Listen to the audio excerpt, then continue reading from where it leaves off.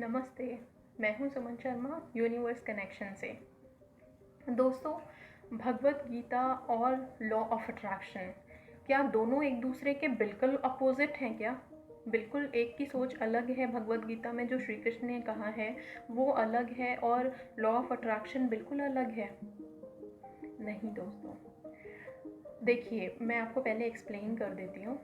भगवत गीता में श्री कृष्ण कहते हैं कि कर्म कर, ठीक है, अपना काम कर, पूरी निष्ठा से, पूरी श्रद्धा से अपना काम कर, कर्म कर, फल की चिंता मत कर। जबकि लॉ ऑफ अट्रैक्शन में ये कहा जाता है कि हमें सारा टाइम अपने फल के बारे में ही सोचना है। हम यही सोचते रहते हैं, हमें यही फोकस करना होता है कि हमें वो चीज़ मिल गई, ठीक है। तो बस यहीं पे है, बिल्कुल गीता के ही उपदेशों पे लॉ ऑफ अट्रैक्शन भी है। अगर आप इसकी गहराइयों में देखेंगे तो भगवत गीता में श्री कृष्ण कहते हैं कर्म कर, फल की इच्छा मत कर। बिल्कुल सही। श्री कृष्ण से बड़ा ज्ञानी तो कोई है ही नहीं, आज तक कोई हुआ ही नहीं। उन्होंने जो बोला है वो तो बिल्कुल सच है, ठीक है। क्योंकि अगर हम अपना काम करते रहेंगे ना और फल की इच्छा नहीं करेंगे तभी वो काम अच्छे से कर पाएंगे। फल की इच्छा ही तो कन्फ्यूजन पैदा कर देती है ना, कि ये होगा कि नहीं होगा। अगर हम इच्छा करने लगेंगे ना, ऐसा हो जाए, ऐसा मिल जाए, तो हमारे मन में दुविधा रहेगी कि पता नहीं मिलेगा कि नहीं मिलेगा। लेकिन जिस वक्त हम ये सोच लेंगे कि हमें वो काम मिल गया है, अब हमने यहाँ लॉ ऑफ अट्रैक्शन की टेक्निक की बात कर दी, ठीक है। जिस समय हमने ये मैनिफेस्ट कर लिया, हम ये मैनिफेस्ट कर रहे हैं कि हमें वो चीज़ मिल चुकी है ऑलरेडी, जो हम कर रहे हैं काम वो हमारी है, हमारी हो चुकी है। जिस चीज़ के लिए हम इतनी कोशिश, इतनी मेहनत कर रहे हैं वो हमारी हो चुकी है, हमारी है। हम उसको लेके खुश हैं, हम उसको फील कर रहे हैं, हम उसको अपने सबकॉन्शियस माइंड में, अपने हार्ट में फील कर रहे हैं कि हम बड़े खुश हैं उसको करके। उस काम के होने से ये वो हमारी विश फुलफिल हो चुकी है, ठीक है। तो इसीलिए कहते हैं, इसीलिए है कि दोनों चीज़ें एक दूसरे से ही जुड़ी हुई हैं। कर्म कर, बिना कर्म किए तो आपकी कोई भी गोल अचीव नहीं होने वाली। यहाँ पे गीता है, ये लॉ ऑफ अट्रैक्शन है। गीता में है कर्म करना है, हमें काम करना ही है।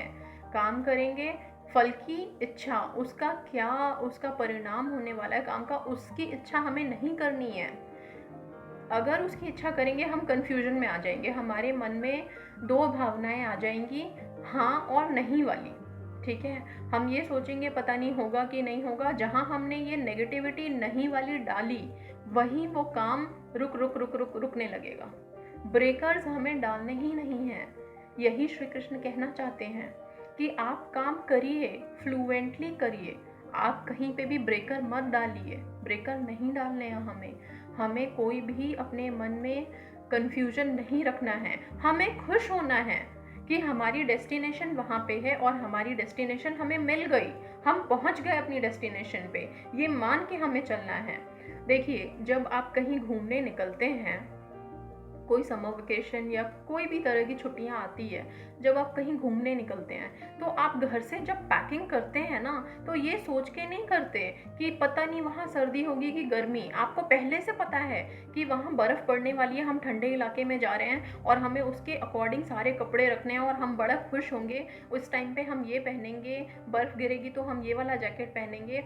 तो हम पहले से खुश हैं और बहुत खुशी खुशी हम अपने डेस्टिनेशन पे जा रहे हैं। हम घर से निकलते हैं सीधा, अगर हमें मान लीजिए शिमला मनाली कहीं भी कोई ठंडी जगह या कहीं भी कोई भी डेस्टिनेशन पे कहीं भी आप किसी के घर भी जा रहे हैं, तो आप सीधा ये सोच के जाते हैं कि बस अब हम वहाँ पहुँचेंगे और हम ऐसे खुश होंगे।